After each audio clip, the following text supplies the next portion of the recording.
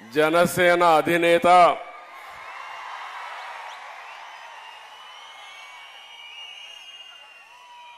ప్రజలకు మేలు చేయాలనే ఆకాంక్షతో ఎల్లప్పుడూ పరితపించే వ్యక్తి పవర్ స్టార్ పవన్ కళ్యాణ్ గారు.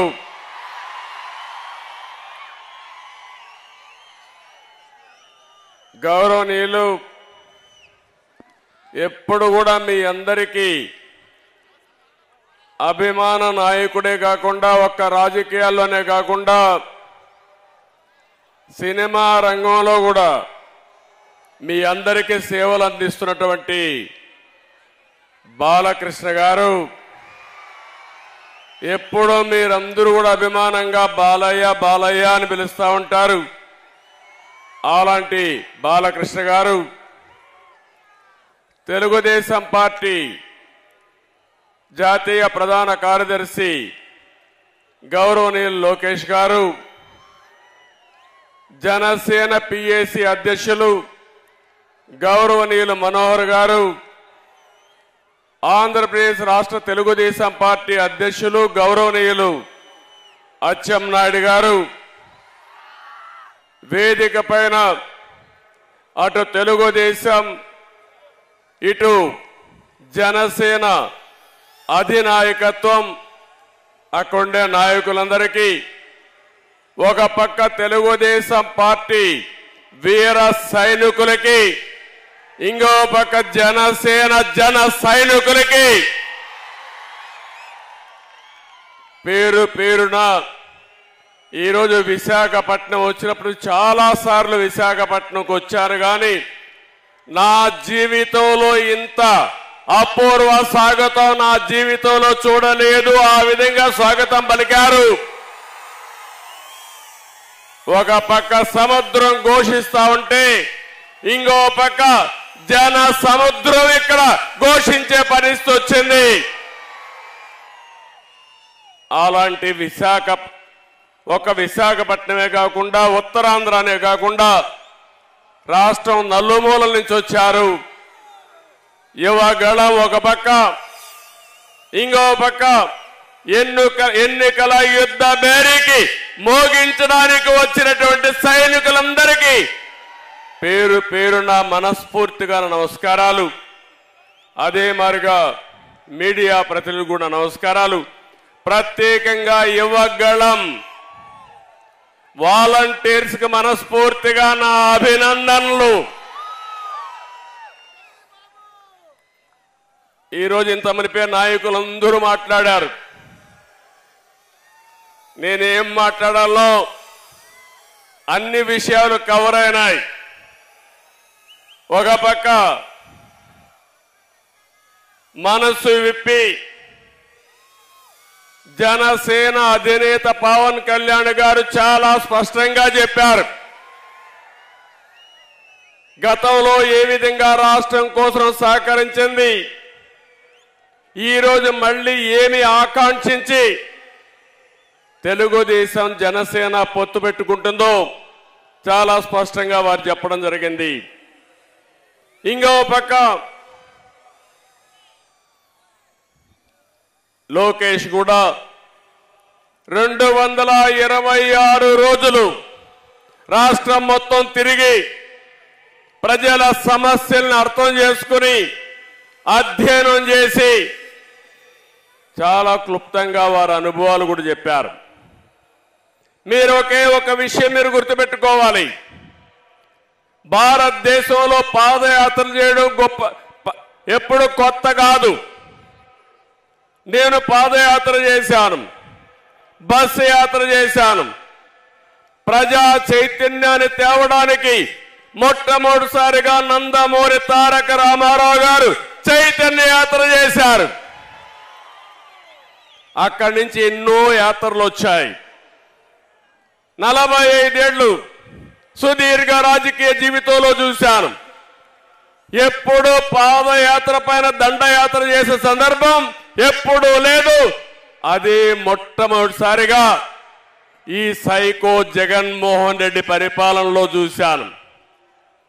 ఎవరైనా పాదయాత్ర చేసి ఒక సమస్య పైన పాదయాత్ర చేసినప్పుడు, ఒక పవిత్రమైన భావంతో చేసినప్పుడు చేతనైతే సహకరించాలి, చేత కాకపోతే ఇంట్లో పడుకోవాలి. కానీ పోలీసులు అడ్డం పెట్టుకుని ఎన్ని ఇబ్బందులు పెట్టారో, కడాన నా ఎవరైతే యువగళం వాలంటీర్లు జైలుకు పోయి వచ్చారంటే, అటెంప్ట్ మర్డర్ కేసు పెట్టారంటే తమ్ముళ్ళు భయపడద్దండి.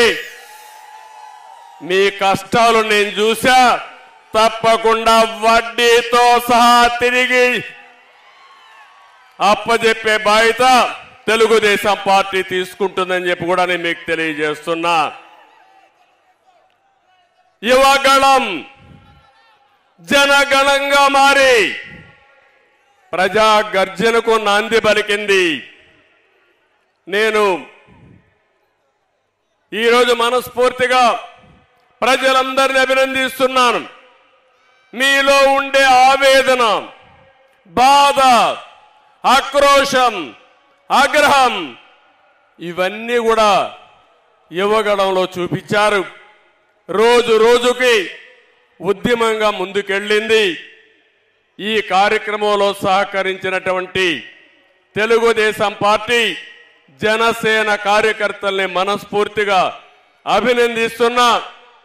అదే సమయంలో ఈ కార్యక్రమాన్ని పూర్తిగా జయప్రదం చేసినటువంటి ప్రజలందరినీ మనస్ఫూర్తిగా ధన్యవాదాలు తెలియజేసుకుంటున్నాను. ఈరోజు యువత, బంగారు భవిష్యత్తు ఉండవలసిన యువత ఈరోజు ఆంధ్రప్రదేశ్లో మనం చూస్తున్నాం. ఈ ముఖ్యమంత్రి చెప్పిన పని ఒక్క పని చేశారా తమ్ముళ్ళు అని మిమ్మల్ని అడుగుతున్నా. జాబ్ క్యాలెండర్ ప్రతి సంవత్సరం పెడతా అన్నాడా లేదా? జనవరిలో పెడతా అన్నాడా లేదా? 5 జనవరిలో అయిపోయినాయా లేదా? పెట్టాడా అని మిమ్మల్ని అడుగుతున్నా. ఒక్క ఉద్యోగం ఇవ్వలేదు. ఉండే పరిశ్రమలు పోయినాయి. మొత్తం యువత జీవితాల్ని నాశనం చేసే పరిస్థితికి వచ్చాడు.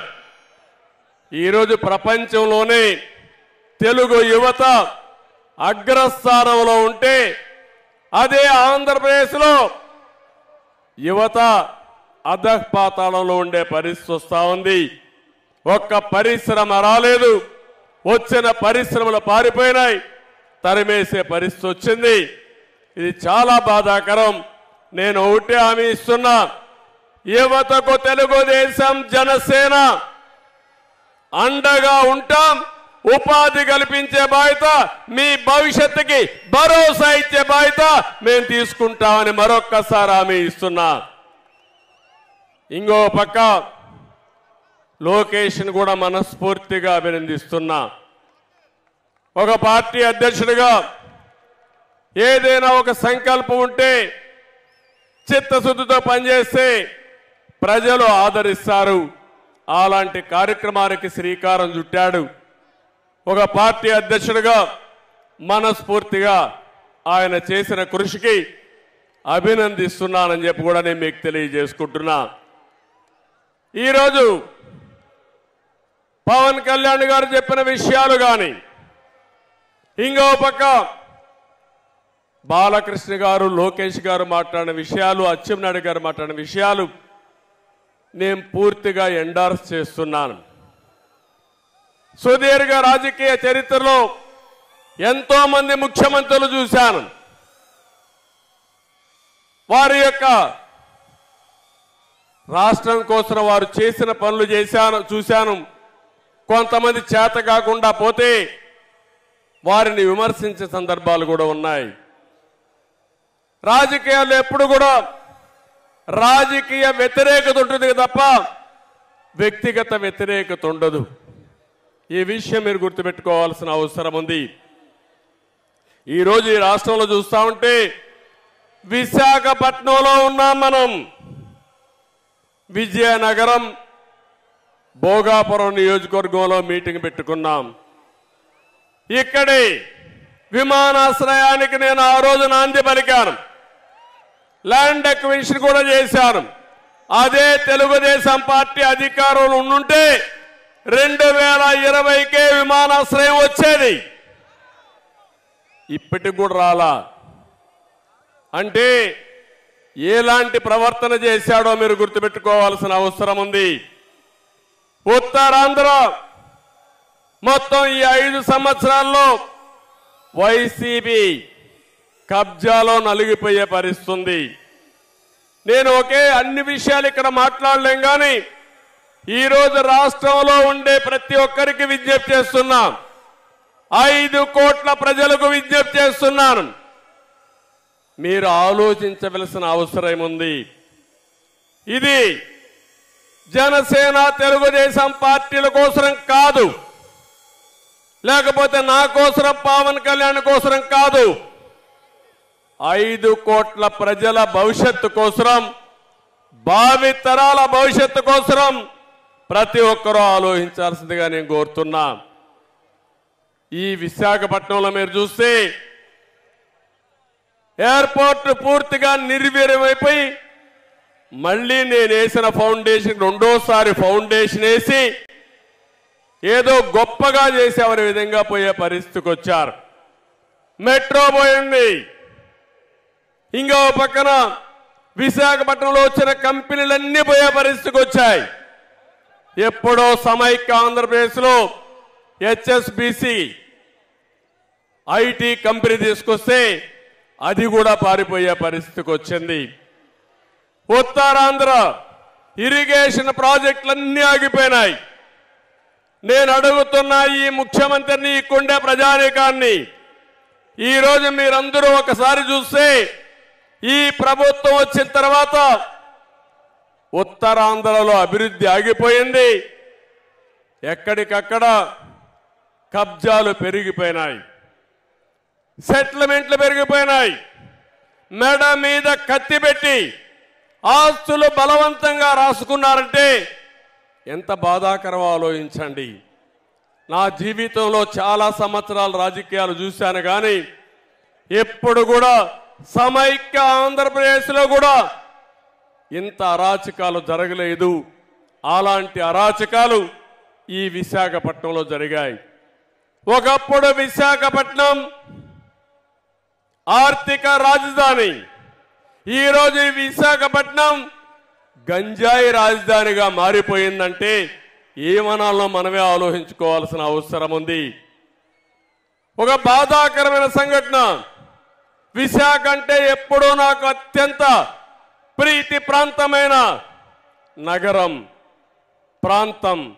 దానికి కారణం హుద్హుద్ వస్తే హుద్హుద్ క్రాసగాకు మనిపోయింది. నేను ఇక్కడికి వచ్చి 10 రోజులు ఇక్కడుండి ప్రజల సహకారంతో విశాఖకు ముందు, హుద్హుద్ ముందు, హుద్హుద్ తర్వాత ఏ విధంగా ఉందో నిర్మాణం చేసిన పార్టీ తెలుగుదేశం పార్టీ.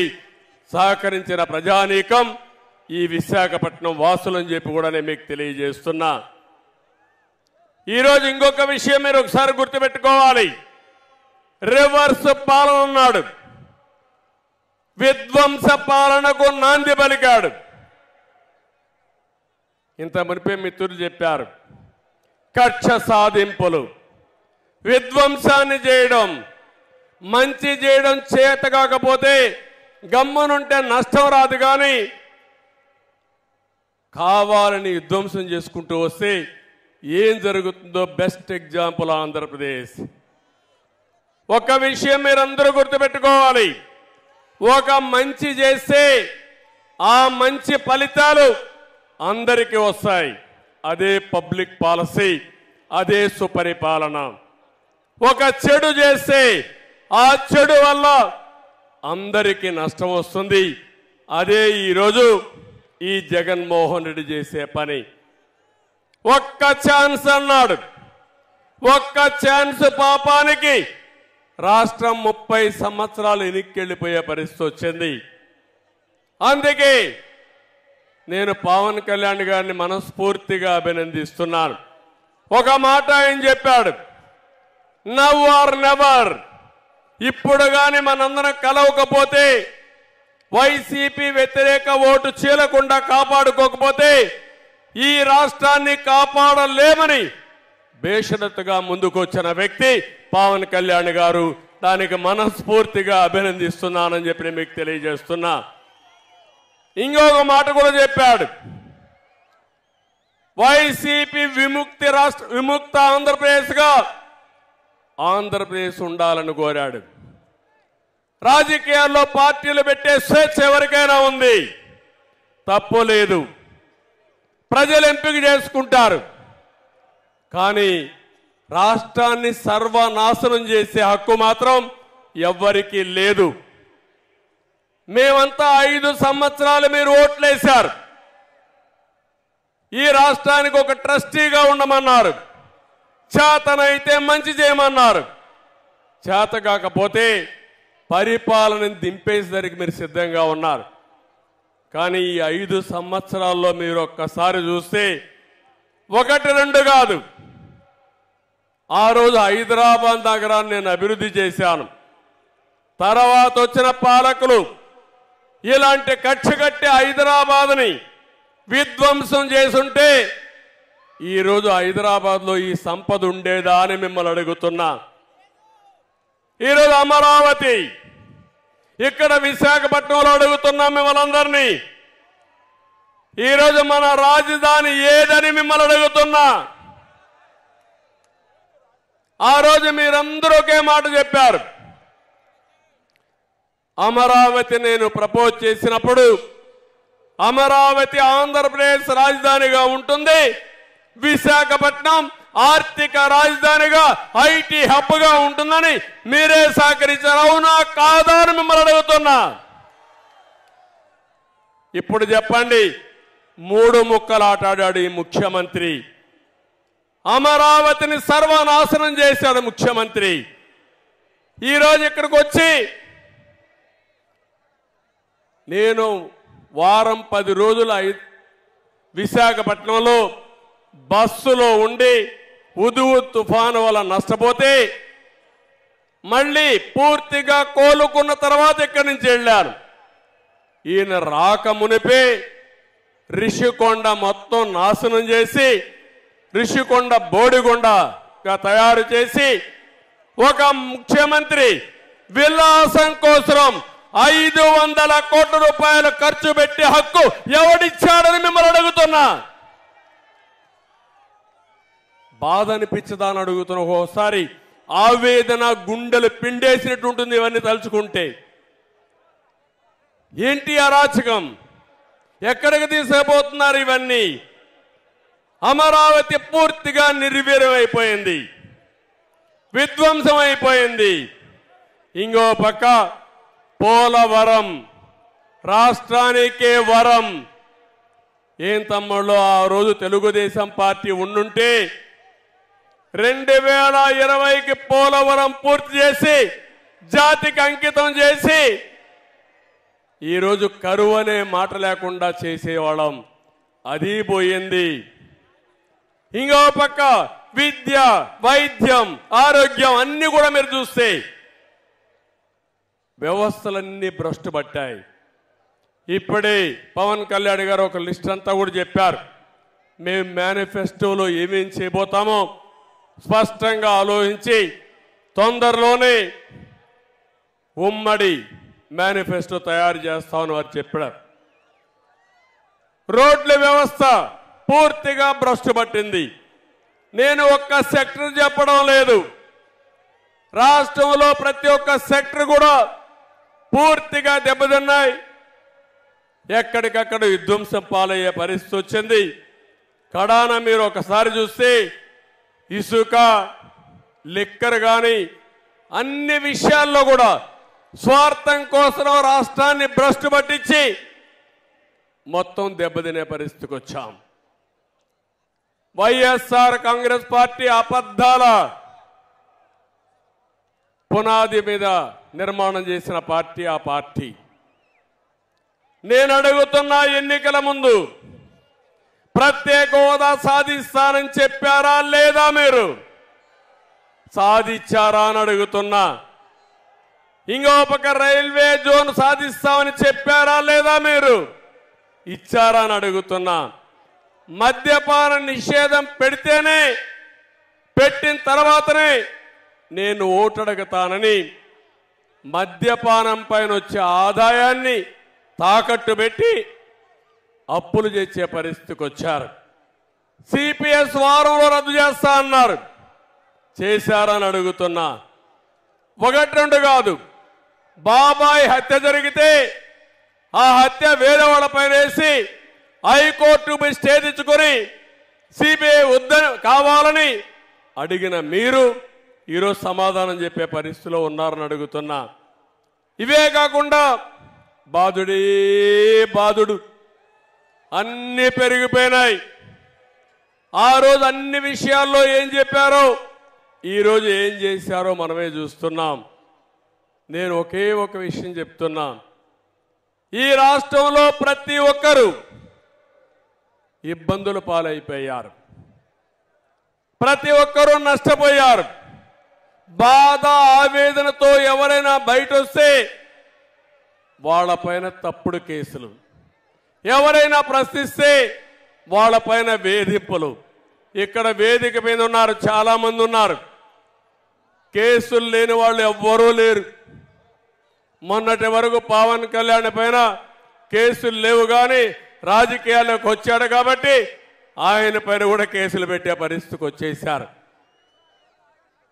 కనీసం నా జీవితంలో నా పైన ఎప్పుడు కేసులు లేవు, కానీ ఈరోజు కేసుల గురించి నేను మాట్లాడను. అవన్నీ కోర్టులో ఉన్నాయి కాబట్టి నేను మాట్లాడకూడదు, కాబట్టి నేను కేసులు కూడా మాట్లాడడం లేదు. ఇలాంటి పరిస్థితి చూస్తా ఉంటే ఈ రాష్ట్రంలో ప్రజాస్వామ్యంలో మనం ఉన్నామా అని నాకు అనుమానం వస్తుంది.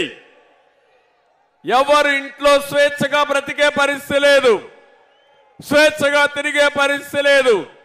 అన్యాయం జరిగితే ఇది అన్యాయం అని ప్రశ్నించే పరిస్థితి లేదు. మీ ఆస్తులు కబ్జా చేస్తే గొంతు మీద కత్తి పెట్టి రాయించుకుంటే ఇది తప్పని అడిగితే రక్షించే నాదుడే లేడు. ఇప్పుడు కూడా నేను చూస్తున్న పోలీసులు వాళ్ళు కావాలని చేయడం లేదు, వాళ్ళ మెడ మీద కత్తి పెట్టి చేయకపోతే మిమ్మల్ని ట్రాన్స్ఫర్ చేస్తాం, విఆర్ఎస్ లో పెడతాం, ఏసీబీలో పంపిస్తామంటే భయపడిపోయి తప్పుడు కేసులు పెట్టి ఈరోజు అందరినీ వేధించే పరిస్థితికి వచ్చారు. ఈ మధ్య కాలంలో కొంతమంది నన్ను కలిశారు, కలిసి బాధపడుతున్నారు, ఏడుస్తున్నారు. మా దగ్గర తప్పుడు పనులు చేపించారు, ఈ తప్పుడు పనుల వల్ల మాకు చాలా బాధ ఉందని మానసికంగా కుంగిపోయే పరిస్థితికి వచ్చారు. కొంతమంది కావాలని రేపు ఒక రోజుందని ఆలోచించకుండా, మళ్ళీ ఎన్నికలు వస్తాయని ఆలోచించకుండా తప్పుడు పనులు చేయమంటే చేశారు. నేను ఒకటే చెప్తున్నా, అలాంటి వారిని మాత్రం ఎట్టి పరిస్థితుల్లో వదిలిపెట్టం. ఎక్కడున్నా సరే చట్టపరంగా వాడిని శిక్షించే బాధ్యత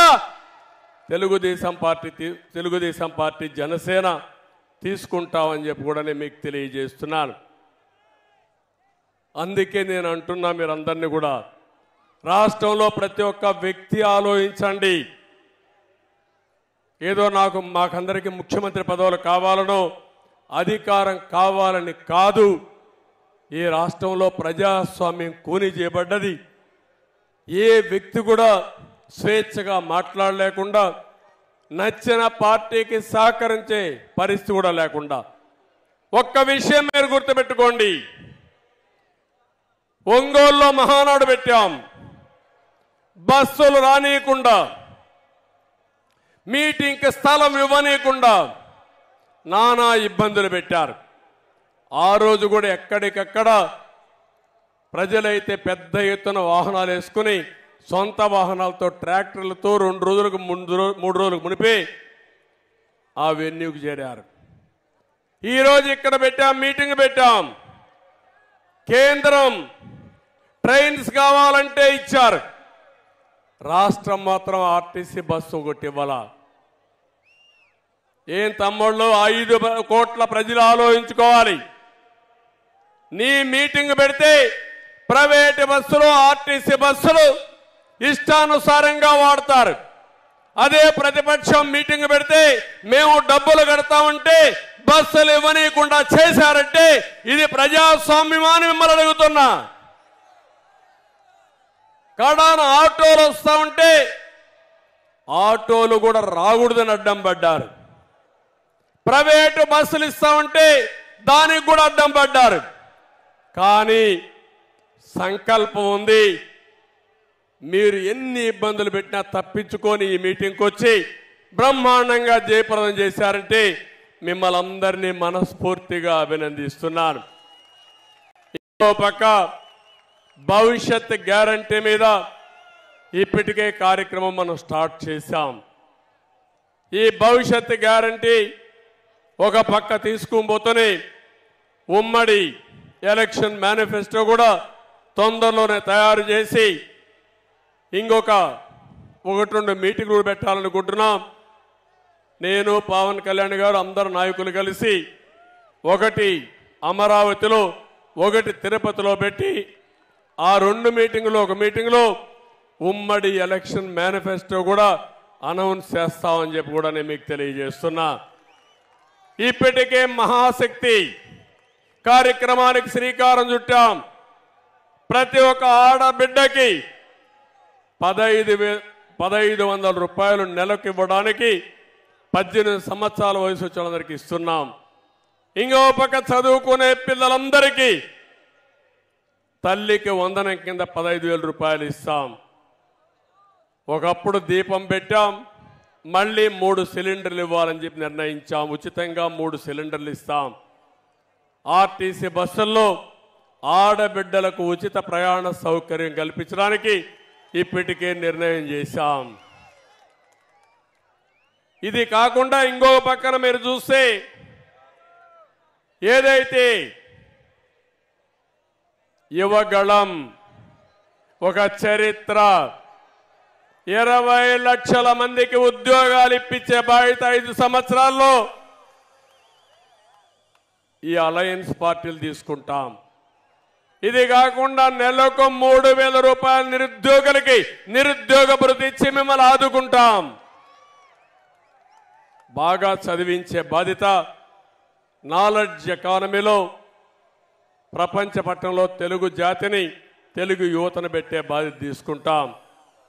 వ్యవసాయం నేను ఎక్కువ మాట్లాడడం లేదు, ఇంత మునిపే మన వాళ్ళందరూ చెప్పారు.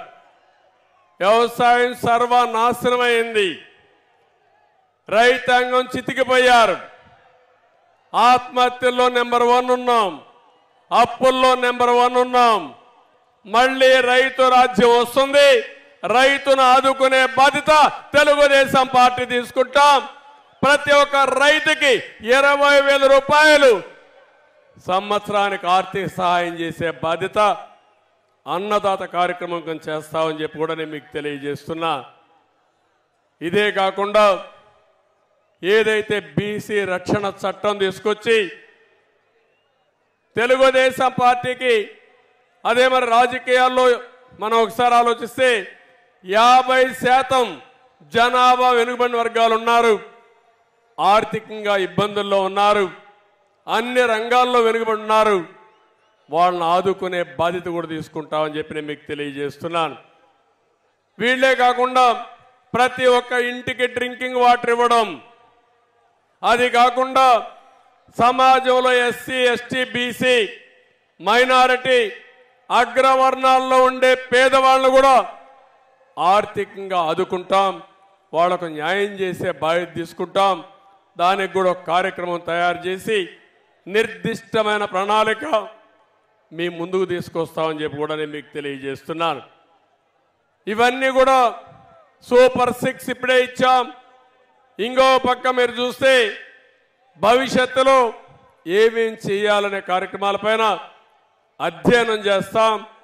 ఆ అధ్యయనం చేసి ఏ విధంగా మిమ్మల్ని ఆదుకోవాలని ఆదుకుంటాం. ఈరోజు ఒక్క విషయం ఈ మహాసభ ద్వారా తెలియజేస్తున్నాను. జగన్ పని అయిపోయింది. ఇప్పుడే మిత్రులు చెప్పినట్టు రేపు జరిగే కురుక్షేత్ర యుద్ధంలో వైసీపీ ఓడిపోవడం ఖాయం. అది నిర్ణయం అయింది. ప్రజలు నిర్ణయించుకున్నారు. ఎప్పుడైతే వైసీపీ తెలుగుదేశం జనసేన అలయన్స్ అన్నామో ఆ రోజే వాళ్ళ పని అయిపోయిందని మరొక్కసారి విజ్ఞప్తి చేస్తున్నా. అయితే ఒక్క విషయం మిమ్మల్ని అందరినీ కోరుతున్నా. ఈరోజు వైసీపీ నాయకులకు నిద్ర రావడం లేదు. నేను రాజకీయాలు ఎప్పుడూ చూడలేదు. ఎమ్మెల్యేలు కూడా ట్రాన్స్ఫర్లు చేస్తున్నారు ఎంఆర్ఓలు మారిగా. 5 ఏళ్ళు ఇక్కడ పనిచేశాడంట, ఈయన ఇంకో కాన్స్టిట్యున్సీ పంపిస్తారంట. ఇక్కడ మంత్రిగా చేశాడంట, ఇక్కడ ఆయన కథలన్నీ తెలిసిపోయినాయి, ఆయన లీలలో ప్రజలకు అర్థమైపోయినాయి కాబట్టి ఆయన ఇంకో ఊరికి పంపిస్తారంట. 80-90 మంది ఎమ్మెల్యేలు పనికిరారంట. వాళ్ళని మార్చడమో లేకుంటే వాళ్ళు తీసేయడమో చేస్తారంట. వాళ్ళు కాదు పనికిరాని వాళ్ళు. పనికిరాని వ్యక్తి, రాజకీయాలకు ఏమాత్రం అర్హత లేని వ్యక్తి ఈ జగన్మోహన్ రెడ్డి అని చెప్పి కూడా నేను మీకు తెలియజేస్తున్నా. అందరూ సైకో సైకో సైకో అంటున్నారు. నాకు ఇప్పటికి కూడా అర్థం కావడంలో ఆయన క్యారెక్టర్ ఎలాంటి క్యారెక్టర్ నాకు అర్థం కాలేదు. 10-12 మంది ముఖ్యమంత్రులు చూశా, ఎన్నో ప్రభుత్వాలు చూశాను, కేంద్రంలో చూశాను, రాష్ట్రంలో చూశాను. ఇలాంటి విచిత్రమైన నాయకుడిని నా జీవితంలో ఎప్పుడూ చూడలేదని మరొక్కసారి మీకు తెలియజేస్తున్నా. అలాంటి వ్యక్తి రాజకీయాలకి అర్హత లేదు. అందుకే నేను పూర్తిగా 5 కోట్ల ప్రజలకు కూడా విజ్ఞప్తి చేస్తున్నా. ఆంధ్రప్రదేశ్ రాష్ట్రంలో ప్రజానీకం బాగుపడాలంటే, కంటి నిండా నిద్రపోవాలంటే, మన భవిష్యత్తు ఉండాలంటే, మన ఆస్తులకు ప్రాణాలకి మన ఆడపిల్లలకు రక్షణ ఉండాలంటే వైసీపీ విముక్త రాష్ట్రంగా ఏపీ తయారు కావాలి. వైసీపీ అనేది ఒక పార్టీనే కాదు, అలాంటి వ్యక్తి రాజకీయాలకు ఉండడానికి అర్హత లేదు. నేను మళ్ళీ చెప్తున్నా, ఒక్క ఓటు అలాంటి వ్యక్తికి వేసినా, అలాంటి పార్టీకి వేసినా అది రాష్ట్రానికి ఒక శాపంగా మారుతుంది. 5 సంవత్సరాలకు మునుపు విధ్వంసం ఏంటో చేసి చూపించాడు. ఆయన చేసిన తప్పులు రాష్ట్రానికి శాపంగా మారాయి. ఆ శాపాలే ఈరోజు మనందరం అనుభవించే పరిస్థితికి వచ్చాం. ఈ విషయం మీరు గుర్తుపెట్టుకోవాల్సిన అవసరం ఉంది. ఈరోజు ఇంకొక విషయం అందరినీ కోరుతున్నాను. రాష్ట్రంలో ఓట్ల దొంగలు పడ్డారు. అంటే మన ఓటు ఉంటే తీసేస్తున్నారు. అంటే తెలుగుదేశానికి జనసేన ఓటేస్తారంటే వాళ్ళని రిమూవ్ చేసేస్తున్నారు. ఇది చాలా భయంకరమైన విషయం. నేను ఎప్పుడు కూడా నా చరిత్రలో ఓటర్ లిస్టు ఈ విధంగా చేయొచ్చని కూడా నేను ఎప్పుడు ఆలోచించలేదు. ఎన్నికలప్పుడు అధికారులంతా ఓటర్ లిస్టు తయారు చేస్తారు. రాజకీయ పార్టీలు ఎన్నికల సమయంలో ఆ ఓటర్ లిస్టు తీసుకుని ప్రచారం చేసి ఎన్నికల్లో మనం గెలుస్తాం. ఈరోజు దౌర్భాగ్యం, ఓటర్స్ను కూడా మనం వెరిఫై చేసుకోవాలి. నా ఓటు ఉందా లేదా చూడాలి. అంటే ఎంత దౌర్భాగ్యమో ఈ రాష్ట్రంలో మీరు గుర్తుపెట్టుకోవాలి. దేశంలో ఏ రాష్ట్రంలో జరగనటువంటి సంఘటనలు ఈ రాష్ట్రంలో జరుగుతున్నాయంటే ఇది చాలా బాధాకరం. యువతకు పిలిపిస్తున్నా, మీరందరూ కూడా ఎవరైతే ఎలిజిబిలిటీ ఉండే ప్రతి ఒక్క యువత ఓటు ఎన్యూమరేట్ చేసుకోండి. ఆ ఓటు అనేది మీ జీవితాలనే కాకుండా రాష్ట్ర భవిష్యత్తును మారుస్తుంది. ఈ విషయం ప్రతి ఒక్కరూ గుర్తుపెట్టుకోవాల్సిన అవసరం ఉంది. మీరు ఏదైతే ఎప్పటికప్పుడు మీ సెల్ ఫోన్లో యూట్యూబ్ కానీ ఇవన్నీ బ్రౌజ్ చేస్తూ ఉంటారు, వెబ్సైట్లన్నీ బ్రౌజ్ చేస్తారు. ప్రతిరోజు ఒక్కసారి మీ ఓటు ఉందా లేదా అని చెక్ చేసుకోవాల్సిన బాధ్యత మనందరిపైన పడింది. 4 కోట్ల మంది ఓటర్స్ ఉన్నారు. ప్రతి ఒక్కరూ చెక్ చేసుకోమని, సహకరించమని, మీకు ఓటు ఉంటే రేపు మీ ఓటు వేస్తే తద్వారా ఈ రాష్ట్రాన్ని కాపాడిన వాళ్ళు అవుతారు. ఈ విషయం కూడా మీరు గుర్తుపెట్టుకోవాల్సిందిగా నేను మిమ్మల్ని కోరుతున్నా. నేను ఒకే ఒక విషయం అందరికీ విజ్ఞప్తి చేస్తున్నా. మీరు ఒక అడుగేయండి. మేము 100 అడుగులు వేస్తాం. మీరు ఒక త్యాగానికి సిద్ధంగా అండి, మేము 100 త్యాగాలు చేసి ఈ రాష్ట్రాన్ని పైకి తేవడానికి ముందుకు వస్తాం. కానీ అట్లా కాకుండా మీరు చేసుకోండి, మాకేం సంబంధం లేదంటే రాష్ట్రం నష్టపోతుంది, భావితరాలు నష్టపోతాయని చెప్పి నేను మీకు తెలియజేస్తున్నా. ఒక ఆడబిడ్డకు విజ్ఞప్తి చేస్తున్నా, మీ పిల్లల్ని పెంచుతున్నారు, పెంచి బాగా చదివిస్తున్నారు, చదివించిన నీ బిడ్డకు ఉద్యోగం రాకుండా కడాన నీ కూలిపైన జీవనోపాధి కోసం ఆధారపడుతున్నానంటే బాధ ఇదా తల్లి అని మిమ్మల్ని అడుగుతున్నా. ఇంకో పక్క నీకు ఒక అమ్మాయి ఉంది, బయట వెళితే తిరిగి సురక్షితంగా వస్తుందని నమ్మకం లేని పరిస్థితి రాష్ట్రంలో ఉంది. ఇంకో పక్క చాలని ఆదాయంతో పెరిగిపోయిన నిత్యావసర వస్తువులు కానీ, ఇంకొక పక్క ఎక్కడికక్కడ ట్యాక్సుల ద్వారా చితికిపోయే పరిస్థితికి వచ్చారు. కరెంటు ఛార్జీలు అన్నీ పెరిగిపోయి. అందుకే ప్రతి ఒక్కరు ఆలోచించండి, 5 ఏళ్లకు మీ జీవన ప్రమాణాలేంటి? ఈరోజు మీ ఆదాయం పెరిగిందా? మీ ఖర్చులు తగ్గాయా? పొదుపు ఏమన్నా ఉందా? లేకపోతే మీ కష్టాలు పెరిగాయని ఆలోచించి నిర్ణయం చేయాల్సిన పని మీ అందరిపైన ఉంది.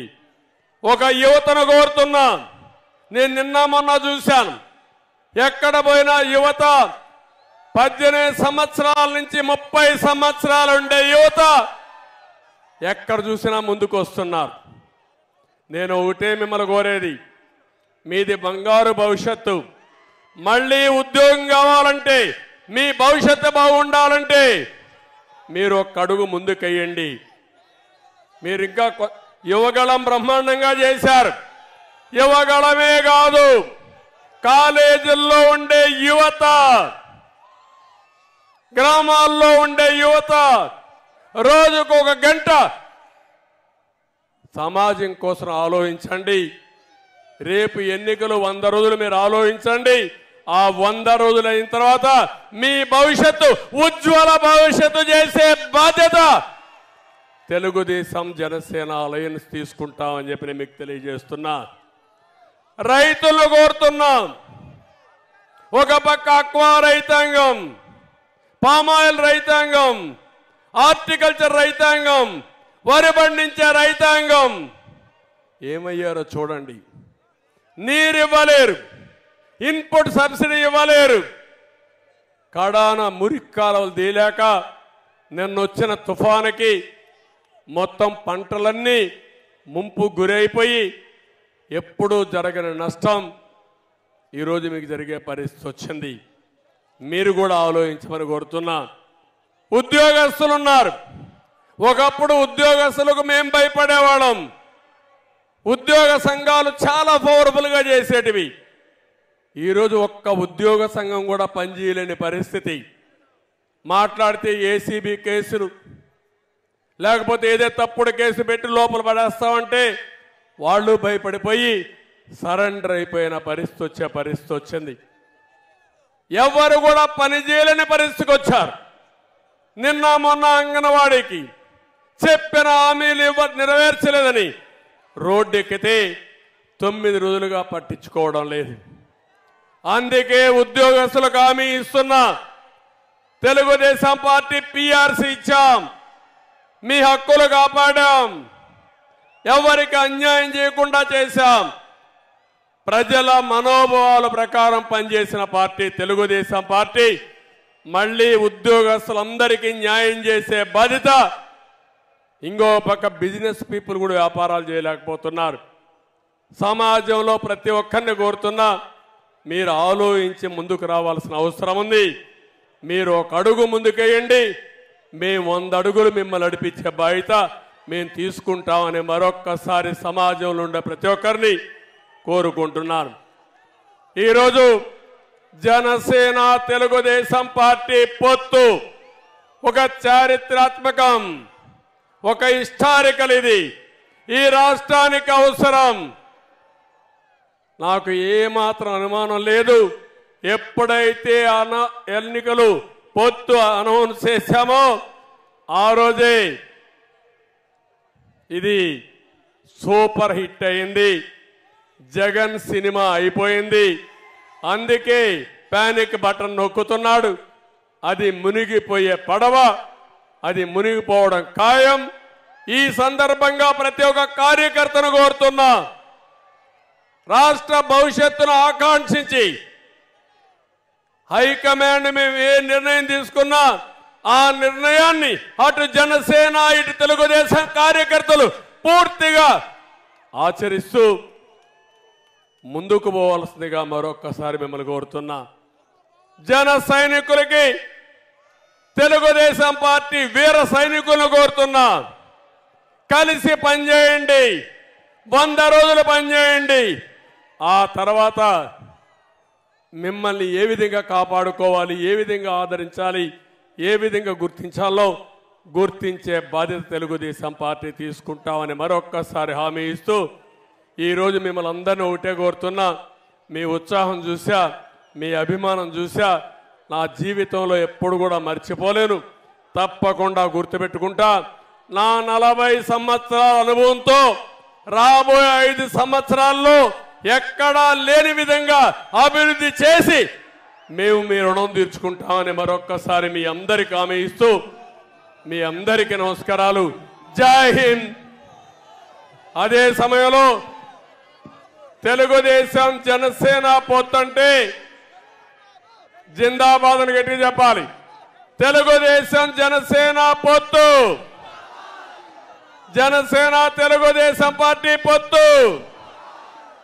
థ్యాంక్ యూ అని అంటాం.